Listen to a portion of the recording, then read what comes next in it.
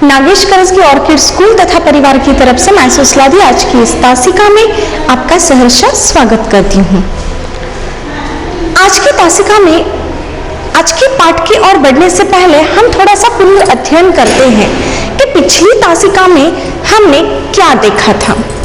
पिछली तासिका में हमने पाठ क्रमांक 28, 29 और 30 यह देखे थे, जिसमें हमने महाभारत का जो युद्ध है, जब यह युद्ध छिड़ गया तो इस युद्ध में पहला दिन, दूसरे दिन, तीसरे दिन यह युद्ध किस प्रकार से हुआ।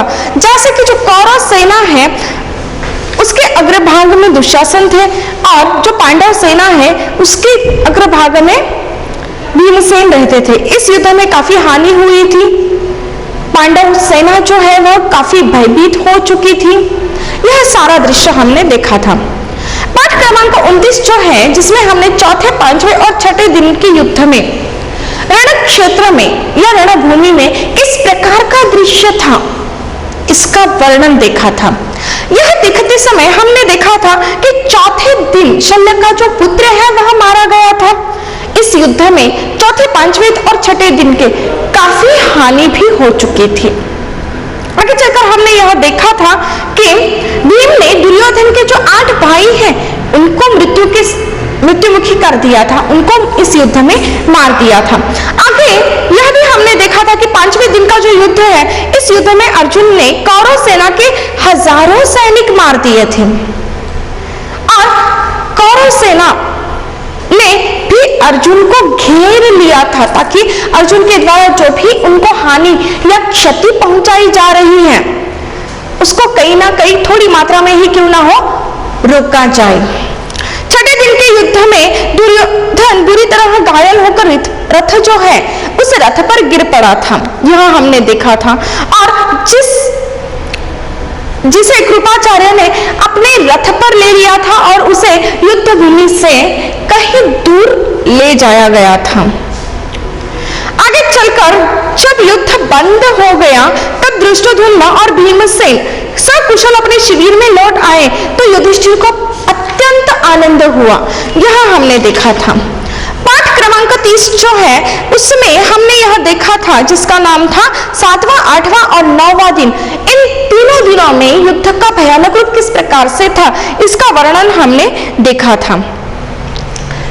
इसमें हमने देखा था कि 7वें दिन का युद्ध कई मोर्चों पर लड़ा जा रहा था, जिसमें 7 हिस्सों में पांडव सेना विभाजित कर दी गई थी और अर्जुन, भीष्म, द्रोणाचार्य, विराटराज, शिखंडी, अश्वत्थामा, धृष्टद्युम्न और दुर्योधन, नकुल, सहदेव और शल्य, भीम और दुर्योधन के 4 भाई, घटोत्कच व भगदत्त, अलम्बुश व सात्यकी, युधिष्ठिर व शतायु, कृपाचार्य और चेकितान के मध्य भयंकर युद्ध हो गया था और पृथक पृथक मोर्चों पर यह युद्ध चल रहा था। आगे चलकर अंत में हमने यह देखा था कि अर्जुन और श्री कृष्ण दोनों ही जो थे उनको अत्यंत पीड़ा हुई थी, सैनिक बहुत पीड़ित हो चुके थे और थोड़ी देर में सूर्यास्त हो गया और यह युद्ध 9वें दिन का समाप्त हो गया। यह हमने पिछली तासिका में देखा था। आज की तासिका में हम पाठ क्रमांक 31 जो है भीष्म शरशय्या पर यह पाठ देखेंगे। तो चलिए बढ़ते हैं आज की पाठ की ओर, जिसका नाम है भीष्म शरशय्या पर। 10वें दिन का जो युद्ध था, इस युद्ध में पांडवों ने शिखंडी को आगे करके युद्ध प्रारंभ किया, जबकि सबको यह बात पता थी कि अंबा ही शिखंडी है, अर्थात अंबा का पुरुष रूप शिखंडी है। इसी कारण भीष्म उस पर हमला नहीं करेंगे या वार नहीं करेंगे। इसीलिए 10वें दिन का जो युद्ध था, इस युद्ध में पांडवों ने शिखंडी को आगे किया और इस युद्ध को प्रारंभ किया। शिखंडी की आड़ से अर्जुन ने पितामह भीष्म पर बाण चलाए। एक जो पराक्रमी होता है या जो वीर होता है वह कभी स्त्री पर हमला नहीं करता है, यह युद्ध नीति है, यह युद्ध का नियम है। और इसी नियम के अनुसार भीष्म ने शिखंडी पर कभी भी हमला करना उचित नहीं समझा। अतः ऐसा हुआ कि भीष्म यह बात भलीभांति जानते थे कि अंबा का पुरुष रूप ही शिखंडी है, इसलिए उन्होंने शिखंडी पर कभी आक्रमण नहीं किया या बाण नहीं चलाए। 10वें दिन का जो युद्ध था, इस युद्ध में पांडवों ने शिखंडी को आगे करके युद्ध प्रारंभ किया। अब देखिए, जो पांडव सेना है वह भी यह बात भलीभांति जानती थी कि भीष्म कभी शिखंडी पर हमला नहीं करेंगे। अतः इसी कारणवश हो सकता है कि 10वें दिन का जो युद्ध था, इसमें पांडवों ने शिखंडी को आगे किया और शिखंडी को आगे करके उन्होंने युद्ध का प्रारंभ किया। शिखंडी की आड़ से अर्जुन ने पितामह पर बाण चलाए। अब पितामह भीष्म जो है वह शिखंडी पर हमला नहीं करेंगे, यह बात भलीभांति पांडव सेना तथा पांडव जानते थे। इसीलिए शिखंडी की आड़ में अर्जुन ने क्या किया, पितामह भीष्म जो है उन पर बाण चलाए। शिखंडी को देखकर पितामह ने क्या किया, प्रति उत्तर न दिया, क्योंकि अंबा ही शिखंडी का रूप है, यह बात भलीभांति पितामह भीष्म जानते थे। इसीलिए उन्होंने शिखंडी को देखकर कोई भी प्रति उत्तर न दिया। अतः शिखंडी ने पितामह का वक्षस्थल बिंध डाला। अब देखिए, जब अर्जुन यह बात भलीभांति जान चुका था कि पितामह भीष्म अभी कोई प्रति उत्तर नहीं देंगे, जब वह कोई प्रति उत्तर नहीं देंगे, यह बात जब वह जान गए, तब अर्जुन ने क्या किया, पितामह का जो वक्षस्थल है उसे बिंद डाला। उधर अर्जुन ने पितामह के मर्म स्थानों पर तीक्ष्ण बाण मारे। अर्जुन ने क्या किया कि जो पितामह भीष्म है उनकी जो मर्म स्थान है, उन मर्म स्थानों पर उन्होंने क्या किए, बाण मारे, अर्थात बाणों की वर्षा की। अर्थात शिखंडी और अर्जुन इन दोनों ने ही पितामह भीष्म पर बाणों की वर्षा की या उन्हें घायल किया। शिखंडी ने पितामह भीष्म का वक्षस्थल जो है वह बिंद डाला और अर्जुन ने पितामह के मर्म स्थान जो है उन मर्म स्थानों पर तीक्ष्ण बाण मारे या तीक्ष्ण बाणों से वार किए।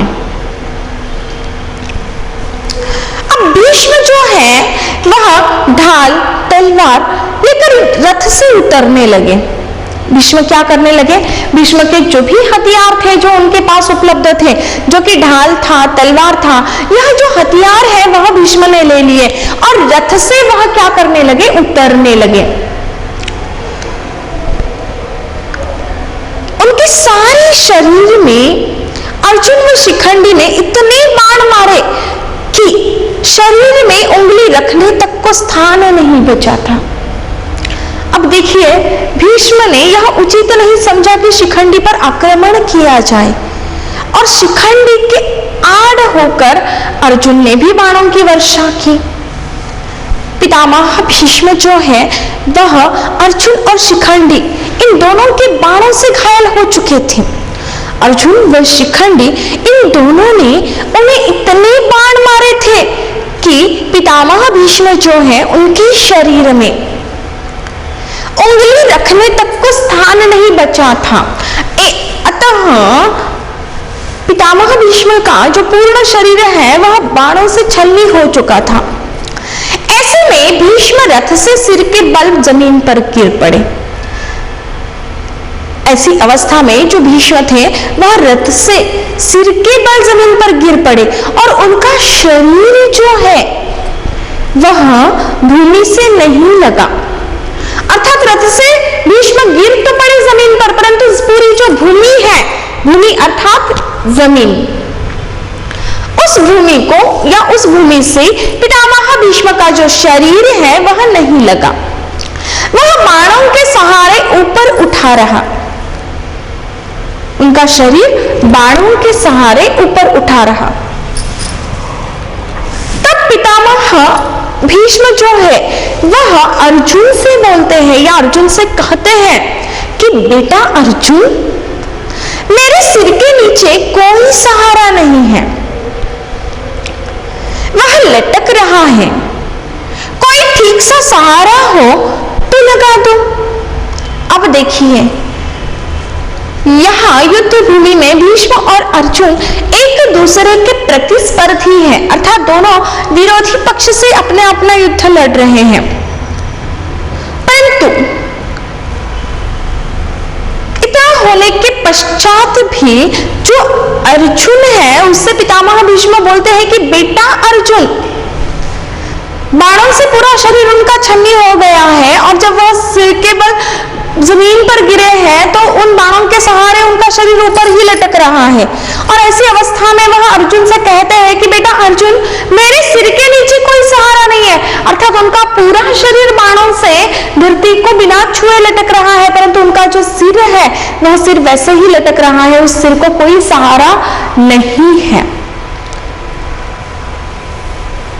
तो इसी कारणवश पितामह भीष्म जो है वह अर्जुन से कहते हैं कि मेरा सिर लटक रहा है, तो कोई ठीक सा सहारा तुम क्या करो, मेरे सिर को लगा दो। अर्जुन ने 3 बाणों से पितामह के लिए उपयुक्त तकिया बना दिया। अर्जुन ने क्या किया, बाणों के सहारे, अर्जुन ने क्या किया बच्चों, बाणों के सहारे पितामह भीष्म जो है उनके लिए एक उपयुक्त तकिया बनाया। उनके लिए उसने क्या किया, एक उपयुक्त तकिया बना दिया। किसके लिए बना दिया उपयुक्त तकिया, पितामह भीष्म के लिए बना दिया। इसके बाद पितामह ने अर्जुन से कहा, बेटा मेरा सारा शरीर जल रहा है और प्यास लग रही है। अब देखिए, युद्ध में वह एक दूसरे के प्रतिस्पर्धी है, लेकिन फिर भी इन दोनों में कितना अपनापन है कि भीष्म ने अर्जुन से जब कहा कि मेरा शरीर लटक रहा है, उसे कोई सहारा दे दो, तो उसी वक्त यह जो अर्जुन है, इस अर्जुन ने क्या किया कि 3 बाणों से पितामह के लिए उपयुक्त तकिया बना दिया ताकि उनका सिर लटके ना, उनके सिर को कोई सहारा मिल जाए। इसके बाद पितामह ने अर्जुन से जब कहा, यह तकिया जब अर्जुन ने लगाया तो उसके बाद पुनः पितामह ने क्या कहा, अर्जुन से कहा, क्या कहा बच्चों, उन्होंने कहा कि बेटा, अर्जुन को उन्होंने बेटा कहा, पुत्र कहा कि मेरा पूर्ण शरीर जो है, पूर्ण अर्थात सारा शरीर, वह क्या हो रहा है, जल रहा है। मेरा पूर्ण शरीर क्या हो रहा है, जल रहा है और मुझे प्यास भी लगी है। अर्थात भीष्म जो है पूर्ण उनका शरीर जल भी रहा है और उन्हें बहुत प्यास भी लगी है। और यही बात वह अर्जुन के सामने स्पष्ट रूप से कहते हैं। क्या कहते हैं बच्चों कि अर्जुन के सामने पितामह भीष्म कहते हैं कि मेरा शरीर जल रहा है और मुझे प्यास लग रही है, थोड़ा पानी तो पिलाओ, ऐसा भीष्म कहते हैं अर्जुन से। तो पितामह भीष्म की यह बात सुनने के पश्चात जो अर्जुन है उसने तुरंत धनुष तानकर भीष्म की दाहिनी बगल में पृथ्वी पर बड़ी जोर से एक तीर मारा। अब जब पितामह भीष्म ने कहा है कि उन्हें प्यास लगी है, उनका पूरा शरीर जल रहा है और वह पानी पीने की इच्छा जब अर्जुन के सामने प्रकट करते हैं या व्यक्त करते हैं, तो तुरंत अर्जुन ने क्या किया, धनुष ताना और भीष्म की जो दाहिनी बगल है उस दाहिनी बगल में पृथ्वी पर बड़ी जोर से एक तीर मारा। यह जो तीर अर्जुन ने मारा वह बाण पृथ्वी में घुसकर सीधा पाताल में जाकर लगा। उसने जो सीधा बाण मारा पृथ्वी पर, वह बाण पृथ्वी में घुस गया और सीधा कहां जाकर लगा, पाताल में जाकर लगा। उसी क्षण उस स्थल से एक जल का एक सोता फूट निकला। सोता अर्थात स्रोत। जैसे ही वह बाण पाताल में जाकर लगा, उसी क्षण उस स्थल से जल का एक सोता फूट निकला, अर्थात पानी का एक स्रोत फूट निकला। और पितामह भीष्म ने अमृत के समान मधुर और शीतल जल पीकर अपनी प्यास बुझाई।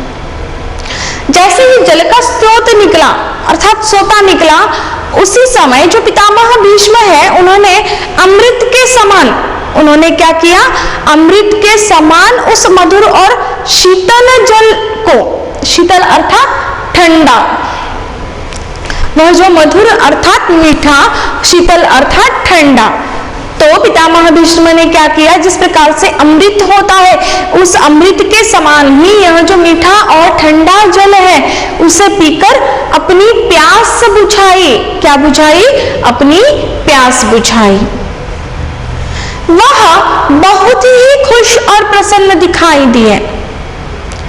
जब पितामह भीष्म की प्यास बुझी तो प्यास बुझने के पश्चात वह बहुत खुश और प्रसन्न दिखाई दिए, क्योंकि प्यास बुझने के बाद उन्होंने काफी अच्छा महसूस किया। जब वह खुश और प्रसन्न हुए तब भीष्म ने कहा, मैं स्वयं सूर्य के उत्तरायण होने तक ऐसे ही पड़ा रहूंगा।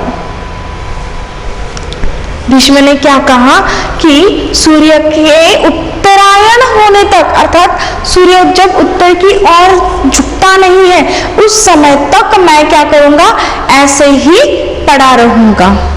आप लोगों में से जो भी उस समय तक जीवित रहे वे आकर मुझे देख जाएं। तो यहाँ जो भीष्म है वह यह इच्छा प्रकट करते हैं। अर्जुन शिखंडी से कहते हैं कि सूर्य के उत्तरायण होने तक वह ऐसी ही पीड़ा सहते रहेंगे। और आगे चलकर वह यह भी कहते हैं कि यह जो भयान युद्ध हो रहा है, इस भयान युद्ध में जो भी लोग उत्तरायण तक जीवित रहेंगे वे लोग आकर क्या करें, मुझसे मिलकर जाए। अर्थात इस युद्ध में उत्तरायण समाप्त होने तक या उत्तरायण तक जो भी लोग जीवित रहेंगे उन्हें क्या करना है, वह लोग या जो जीवित हैं वह लोग क्या कर सकते हैं, पितामह भीष्म को जाकर उन्हें देख सकते हैं या मिल सकते हैं। पितामह के शरशैया पर सुनकर कर्ण उनसे मिलने गया। जब कर्ण को यह बात पता चली कि पितामह शरशैया पर है, अर्थात बाणों से बनी गई जो शैया है उस पर वह लेटे हुए हैं, तो यह बात सुनकर वह क्या करते हैं, पितामह भीष्म से मिलने जाता है। कौन मिलने जाता है? कर्ण मिलने जाता है। तब भीष्म ने कहा, बेटा तुम राधा के पुत्र नहीं कुंती के पुत्र हो। अब देखिए, ऐसा कहा जाता है कि इंसान मृत्यु के समय सच बोलता है या कोई बात छिपाता नहीं। फिर भीष्म ने भी ऐसा ही किया। जब वह मृत्यु के समीप थे, जब वह शरशैया पर थे, तो उस समय जब कर्ण उनसे मिलने गया तो कर्ण से भीष्म ने कहा कि बेटा तुम राधा के पुत्र नहीं हो, तो तुम किसके पुत्र हो? कुंती के पुत्र हो। अब देखिए, आगे चलकर भीष्म जो है वह कहते हैं कि तुम सूर्य पुत्र हो। कर्ण क्या है? सूर्य पुत्र है। कर्ण क्या है? सूर्य पुत्र है। ऐसा भीष्म क्या करते हैं? कर्ण से कहते हैं। आगे चलकर वह कर्ण से यह भी कहते हैं कि शूरता में तुम कृष्ण और अर्जुन की बराबरी कर सकते हो। आगे चलकर वह क्या कहते हैं भीष्म कर्ण से कि शूरता में, वीरता में तुम कृष्ण और अर्जुन की बराबरी कर सकते हो, इतनी ताकत या इतनी वीरता तुम में है। तो आगे चलकर वह बताते हैं कि पांडव जो है उन पांडवों में ज्येष्ठ तुम हो, ज्येष्ठ अर्थात सबसे बड़े तुम हो, ऐसा वह कहते हैं। इस कारण तुम्हारा जो कर्तव्य है वह है कि तुम उनसे मित्रता कर लो। अब भीष्म जो है वह कर्ण को उसका जो कर्तव्य है वह बता रहे हैं, और उसका कर्तव्य बताते समय वह कहते हैं कि तुम कुंती के पुत्र हो, अर्जुन तुम्हारा भाई है, पांडव तुम्हारे भाई हैं, इसीलिए तुम्हारा कर्तव्य है कि तुम्हें क्या कर लेनी चाहिए, पांडवों से मित्रता कर लेनी चाहिए, क्योंकि पांडवों में सबसे ज्येष्ठ अर्थात सबसे बड़े तुम हो। मेरी यह इच्छा है कि युद्ध में मेरे सेनापतित्व के साथ ही पांडवों के प्रति तुम्हारे वैर भाव का भी आज ही अंत हो जाए। अर्थात भीष्म जो कर्ण है तथा जो पांडव है, इन दोनों के बीच में जो दूरियां हैं, उन दूरियों को मिटाने का प्रयास कर रहे हैं। और यह प्रयास करते समय वह कहते हैं कि मेरी यह इच्छा है कि युद्ध में मेरे सेनापतित्व के साथ ही क्या करो, पांडवों के प्रति तुम्हारे वैर भाव की जो भावना है उसका भी अंत क्या होना चाहिए, आज हो जाना चाहिए। ऐसी इच्छा पितामह भीष्म जो है वह क्या करते हैं, कर्ण को सुनाते हैं। पितामह की बात सुनकर कर्ण ने बड़ी विनम्रता से कहा, पितामह मैं जानता हूं कि मैं सूत पुत्र नहीं हूं, अपितु कुंती का पुत्र हूं, लेकिन मैं दुर्योधन का साथ नहीं छोड़ सकता। आप मुझे उसी के पक्ष में लड़ने की अनुमति दें। मैं आपके दोषों के लिए आपसे क्षमा चाहता हूं। कर्ण जो है वह पितामह भीष्म से क्षमा याचना करता है। वह पितामह भीष्म की सारी बातें सुनता है और सारी बातें सुनने के पश्चात कर्ण पितामह भीष्म से कहता है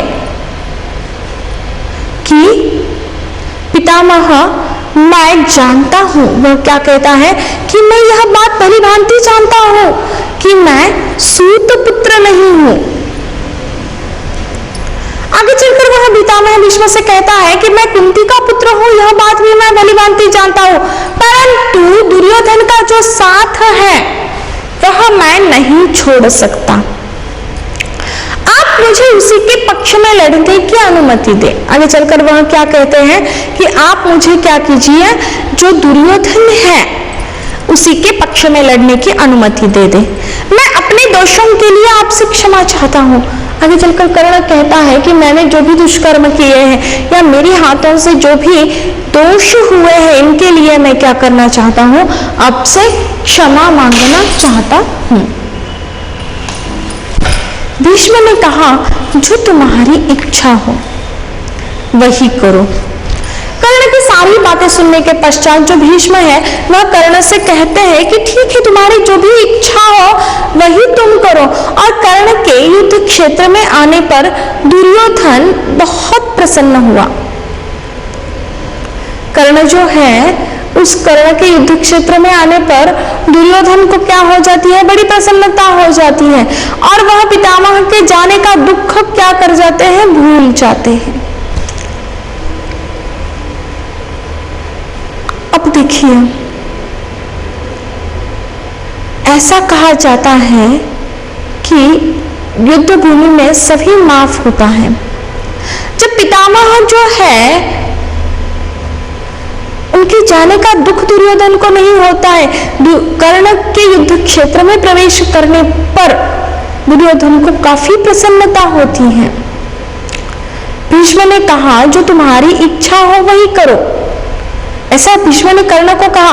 और कर्ण के युद्ध क्षेत्र में आने पर दुर्योधन जो है वह काफी प्रसन्न हो जाता है और वह पितामह के जाने का जो दुख है वह दुख भूल जाता है।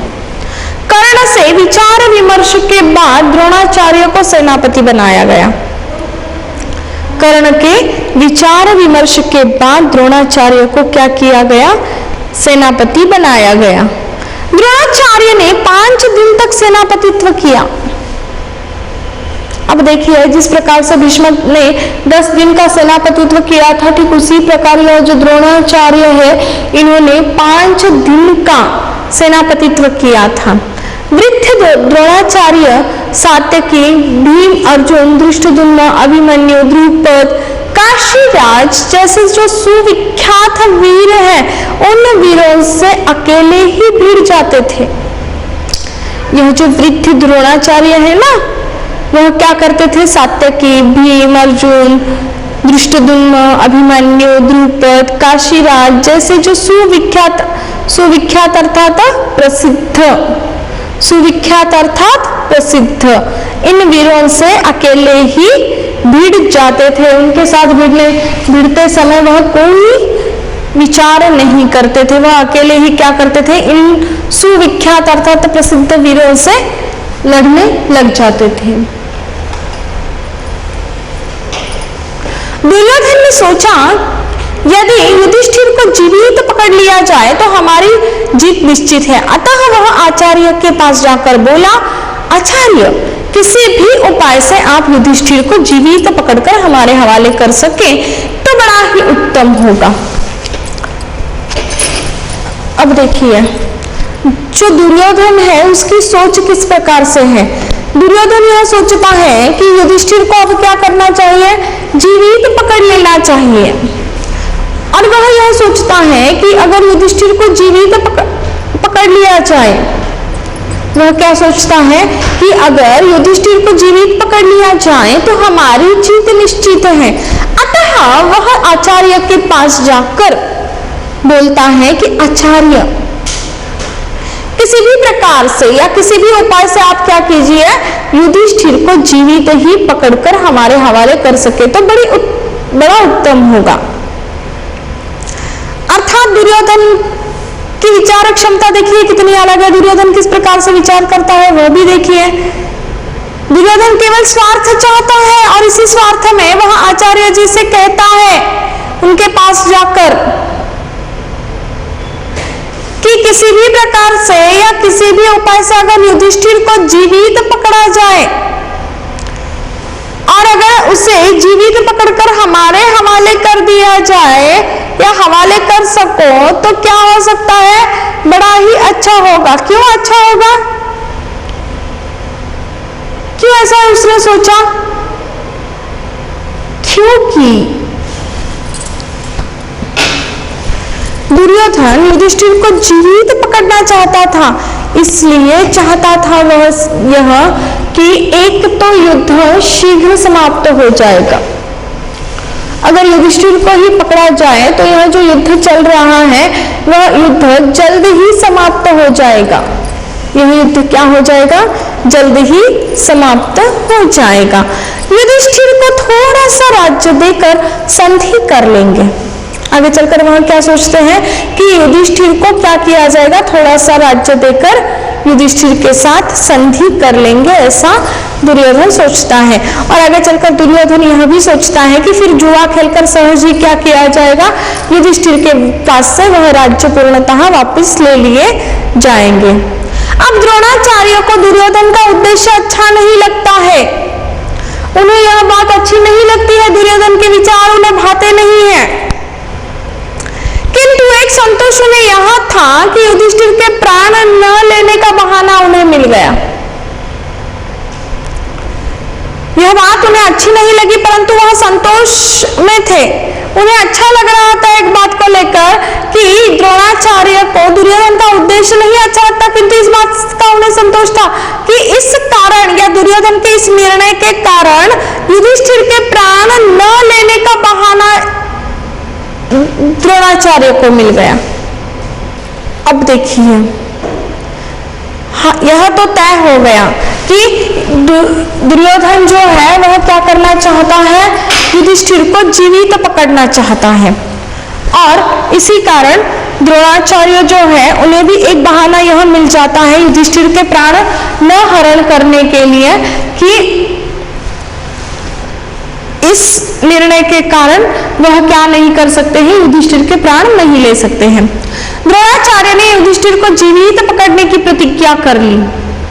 अब देखिए द्रोणाचार्य ने क्या प्रतिज्ञा कर ली कि युधिष्ठिर को वह जीवित पकड़ लेंगे। पांडव पक्ष युधिष्ठिर की रक्षा में लग गया। पांडव पक्ष जो है वह क्या हो गया, युधिष्ठिर की रक्षा में लग गया।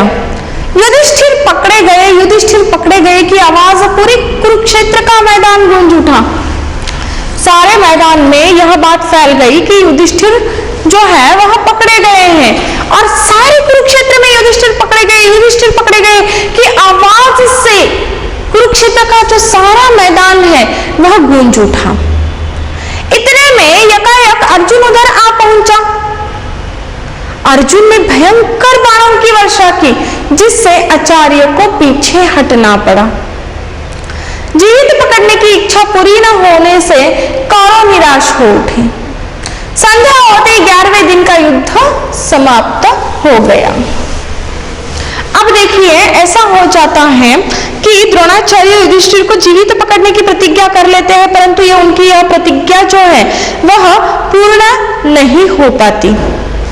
जैसे ही कुरुक्षेत्र के मैदान में यह हाहाकार मच जाता है कि युधिष्ठिर पकड़ा गया, युधिष्ठिर पकड़ा गया, उसी समय अर्जुन वहां आ जाते हैं और अर्जुन के आने के पश्चात अर्जुन बाणों की भयंकर वर्षा करते हैं, जिसके कारण आचार्यों को भी पीछे हटना पड़ता है।